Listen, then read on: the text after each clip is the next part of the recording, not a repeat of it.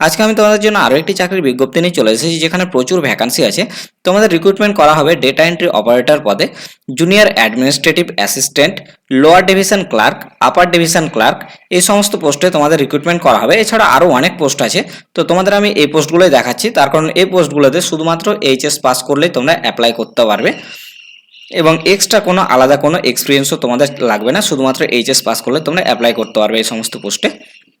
তো ভ্যাকান্সি প্রচুর আছে, তোমাদের এমসে মানে মেডিকেল সেক্টরে তোমাদের নিয়োগ করা হবে। তো প্রচুর ভ্যাকান্সি আছে, ভ্যাকান্সিগুলো তোমরা একটু দেখে নেবে। যারা অ্যাপ্লিকেশন করবে ভ্যাকান্সি দেখে তোমরা অ্যাপ্লিকেশন করবে। এগুলো তো অল্প অল্প আছে, নিচে প্রচুর ভ্যাকান্সি আছে। এই যে তোমরা এখানে দেখতে পাচ্ছ লোয়ার ডিভিশন ক্লার্ক আছে।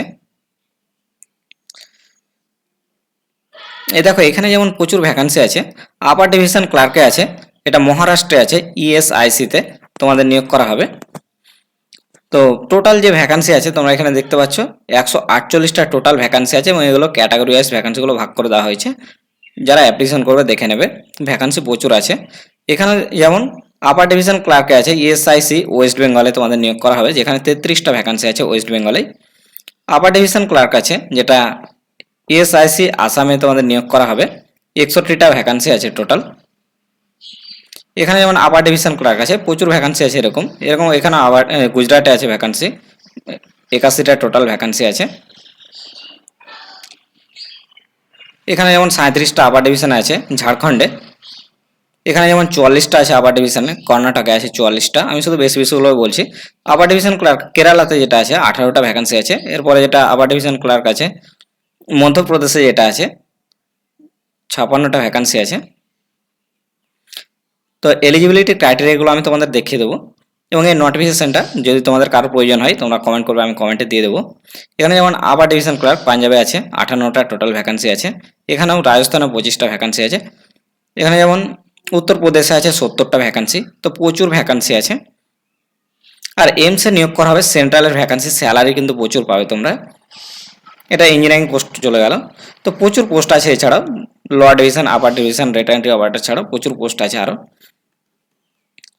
সমস্ত মেডিকেল সেক্টরের ফুল নোটিফিকেশন ছেড়েছে। তো তোমাদের আমি এলিজিবিলিটির ক্রাইটেরিয়াগুলো এবার দেখিয়ে দিই আমি।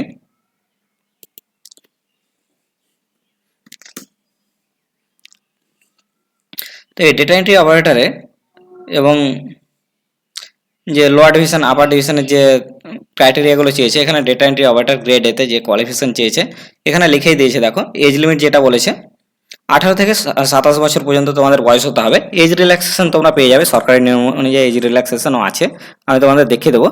এখানে যেমন কোয়ালিফিকেশন যেটা চেয়েছে 12 পাস করলে তোমরা অ্যাপ্লিকেশন করতে পারবে এই পোস্টে।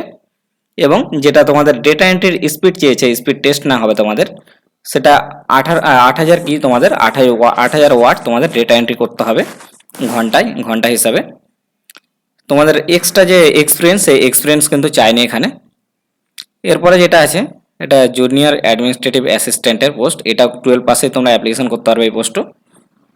এখানেও তোমাদের ডেটা এন্ট্রি স্কিল টেস্ট নেওয়া হবে। 35টা ওয়ার্ড ইংলিশে টাইপ করতে হবে মিনিটে এবং হিন্দিতে 30টা ওয়ার্ড পার মিনিটে টাইপ করতে হবে। এগুলো সমস্ত ডেটা এন্ট্রি অপারেটর পদেই চলে যাচ্ছে। কল্যাণী এমসে যেমন 18 থেকে 30 বছর পর্যন্ত এখানে বয়স চেয়েছে এবং সরকারি নিয়ম অনুযায়ী তোমরা বয়সের ছাড় পেয়ে যাবে। এখানেও যেমন ক্লাস 12 পাস করলে তোমরা অ্যাপ্লিকেশন করতে পারবে এবং টাইপিং টেস্ট তোমাদের নেওয়া হবে। শুধুমাত্র টেস্ট নেওয়া হবে, স্কিল টেস্ট নেওয়া হবে, এক্সপিরিয়েন্স চাইনি। এই যে এখানে যেমন এলডিসি আছে, লোয়ার ডিভিশন ক্লার্ক, এই যে লোয়ার ডিভিশন ক্লার্ক, সবই 12 পাসেই তোমাদের নিয়োগ করা হবে। তো আর আমি বিশেষ কিছু দেখাচ্ছি না, তোমাদের এবার ক্রাইটেরিয়াগুলো দেখিয়ে দিই যে অ্যাপ্লিকেশন এছাড়া আর কি ক্রাইটেরিয়া আছে অ্যাপ্লিকেশনের। তো তোমরা অ্যাপ্লিকেশন করতে পারবে, অ্যাপ্লিকেশন করার লাস্ট ডেট হচ্ছে 3/7/2026 হচ্ছে অ্যাপ্লিকেশন করার লাস্ট ডেট। অ্যাপ্লিকেশন 13 তারিখে হয়ে গেছিলো, শুরু হয়ে গেছে স্টার্ট, এবং ক্লোজিং ডেট হচ্ছে অ্যাপ্লিকেশন করার লাস্ট ডেট 3/7/2026। অ্যাডমিট কার্ড তোমরা ডাউনলোড করতে পারবে। পরীক্ষার 3 দিন আগে কিন্তু অ্যাডমিট কার্ড দেয় ইএসআইসি এর। এবং সিবিটি টেস্ট যেটা হবে 25 থেকে 27 জুলাইয়ের মধ্যে হবে 2026-এ সিবিটি টেস্ট।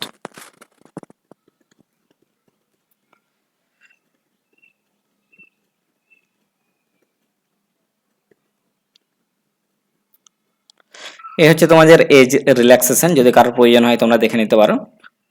এসসি এসটিরা 5 বছরের ছাড় পেয়ে যাবে। ওখানে যে এজ রিল্যাক্সেশন, এজ বয়সের সীমাটা যেটা দিয়েছিল তার থেকে যদি কেউ এসটি ক্যাটাগরি থেকে বিলং করে 5 বছর এক্সট্রা ছাড় পেয়ে যাবে। ওবিসি 3 বছরের ছাড় পেয়ে যাবে। পিডাব্লিউডি ক্যান্ডিডেট পেয়ে যাবে 10 বছর ছাড়, এভাবে ছাড় পেয়ে যাবে। তবে এই ক্ষেত্রে কিন্তু অ্যাপ্লিকেশন করার জন্য প্রচুর কিন্তু ফিজ লাগবে তোমাদের, অ্যাপ্লিকেশন ফিসটা আমি দেখিয়ে দিচ্ছি। প্রচুর ফিস, এমসে যতই অ্যাপ্লিকেশন হয় প্রচুর ফিস চাই। তো এখানে যেমন জেনারেল ক্যান্ডিডেট এবং ওবিসি ক্যান্ডিডেটদের জন্য যে ফিসটা লাগবে সেটা হচ্ছে 3000 টাকা লাগবে অ্যাপ্লিকেশন করার সময়। এবং ক্যাটাগরি এসসি এসটি ক্যাটাগরি এবং ইডাব্লিউএস ক্যাটাগরি থেকে যারা বিলং করে তাদের 2400 টাকা ফিস লাগবে অ্যাপ্লিকেশন করার জন্য। এবং ডিসেবিলিটি যারা আছে তাদের কোনো ফিস লাগবে না। এই হচ্ছে অ্যাপ্লিকেশন ফিজের প্রসেস। তবে এসসি এসটি ক্যান্ডিডেট যারা পরীক্ষা দিতে যাবে তাদের কিন্তু সেই টাকাটা রিফান্ড করে দিবে, এটাই লেখা আছে। তোমাদের যে সিবিটি টেস্ট হবে সেখানে 100টা কোয়েশ্চেন থাকবে, প্রত্যেকটা কোয়েশ্চেন পিছু 4 নম্বর করে থাকবে, টোটাল 400 নম্বরের পরীক্ষা হবে। তো এই পিডিএফটা যাদের প্রয়োজন হবে তোমরা কমেন্ট করো, আমি কমেন্টে দিয়ে দেবো, বিস্তারিত তোমরা পড়ে নেবে। এরকম আরও সরকারি চাকরির আপডেট পেতে তোমরা চ্যানেলটি অবশ্যই সাবস্ক্রাইব করে এবং ভিডিওটিতে একটি লাইক করে দেবে। ধন্যবাদ।